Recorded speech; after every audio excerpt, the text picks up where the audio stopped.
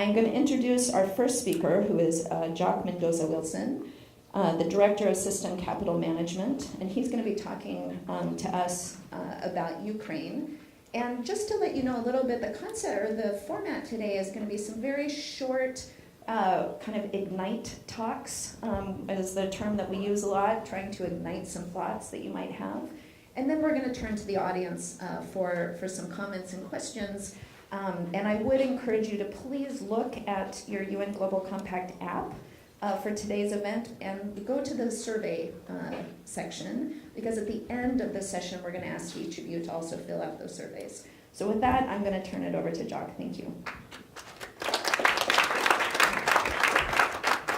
Julia, thanks very much for the introduction. It's a great honor to be here today and have the chance to share with you all my experiences and my company's experiences of doing business in a time of conflict. It needs a bit of context. The business that I work for is called System Capital Management Group. It's Ukraine's largest financial and industrial group. We have about 300,000 employees, most of them in Ukraine, but we're also active in the United States, in Bulgaria, in Italy, and in Switzerland, and even in my own home country, the United Kingdom. And the business is owned by a Ukrainian businessman and philanthropist, Rinat Akhmetov, who is my boss. Now, our world changed on the 25th of May 2014.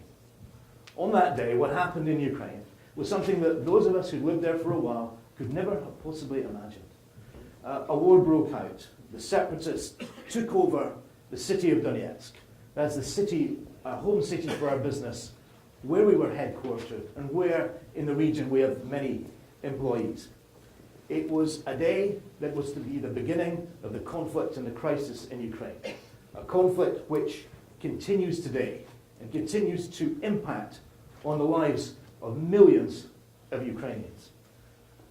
Just some of the headline figures. Today, the conflict today has cost 9,400 lives, 31,000 casualties. 21,000 of those casualties have been civilians.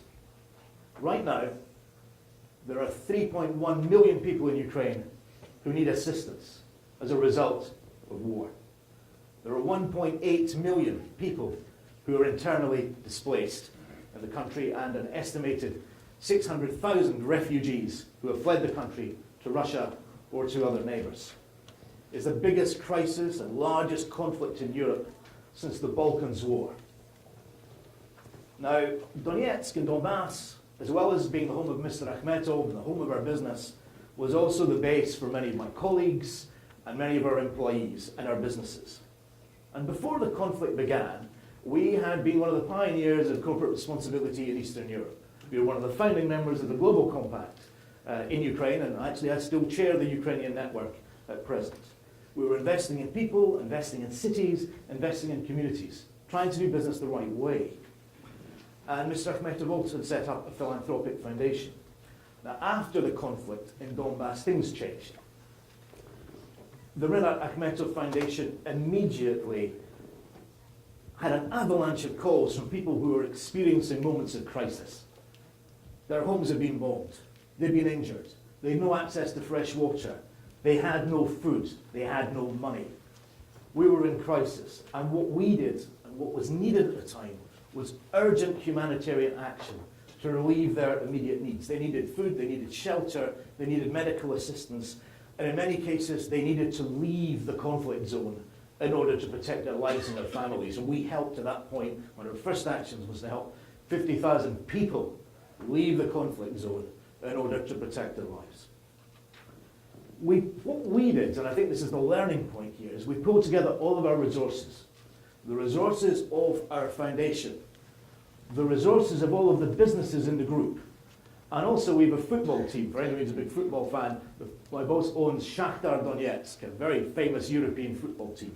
And we used the resources of the football team as well, because the football team was embedded in the community, and it had this enormous stadium that we could no longer play in because of war. And we turned it into the core, the centre for our humanitarian aid. This is a massive undertaking. What we have done is really take the efficiency and transparency and professionalism of business and the resources of business and engage it in a humanitarian effort. It is a massive operation. We deliver, or have delivered so far, 200 aid convoys have gone into Donbass, into the area under conflict. Each convoy has 20 heavy trucks. It carries 400 tons of humanitarian aid. So far, we've provided 94,000 tons of humanitarian aid into the conflict zone and into the part of the area which is still controlled by the Ukrainian government. We've been able, through doing this, to deliver 8.4 million food packages to people who needed support. That's aid to over 1 million citizens in need at a time they needed it most. Now, we couldn't do this on our own. We have 1,700 local volunteers, NGOs, local communities who are helping us get this aid out, to distribute it to citizens, to get it into the hands of those who need it most. Partnership is also important on a larger scale. We work with the UN system. We work with World Food Programme. We work with other international INGOs like the International Red Cross and people in need to help get aid out. I personally sit on the United Nations humanitarian country team, which coordinates all of the relief efforts into the affected area. And this is a big job. So what have we done as a business? We've transitioned. We've transitioned from a business with corporate responsibility and social responsibility, and we've placed that energy and effectiveness into being a humanitarian organisation. We've become a symbol of stability for people in the conflict zone. We've become a symbol of hope for them that can help them in their hour of need. But what's the role of business in this? Well, I think business in time of crisis needs to make a response. And the initial response is not necessarily strategic, it's just human and simple and straightforward to help your fellow citizens at the time of their greatest need.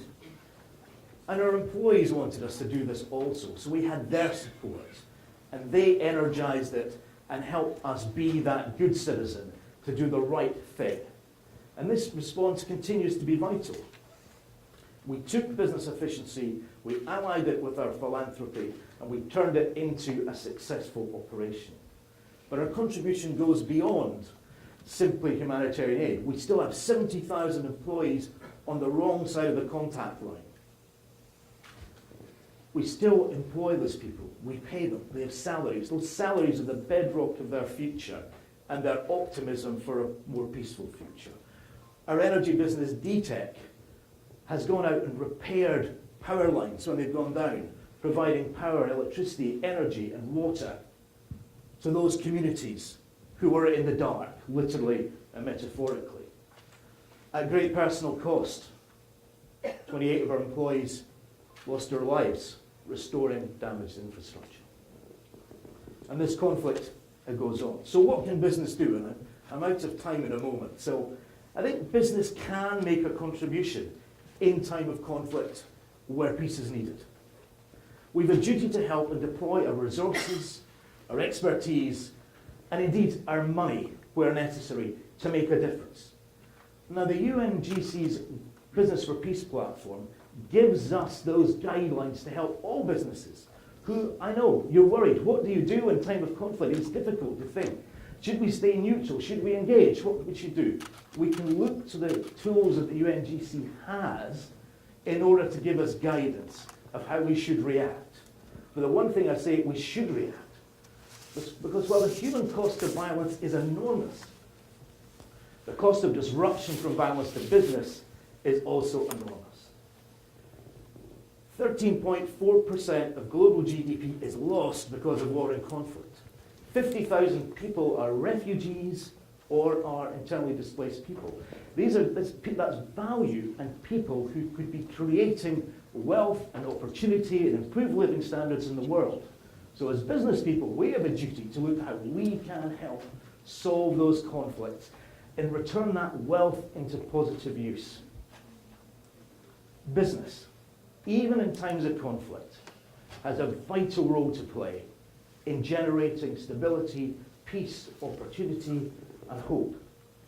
And I think by participating in the UN's Business for Peace programme, we can make that contribution and help attack, solve, reduce those bad numbers, and implement the Strategic Development Goal 16. Thanks.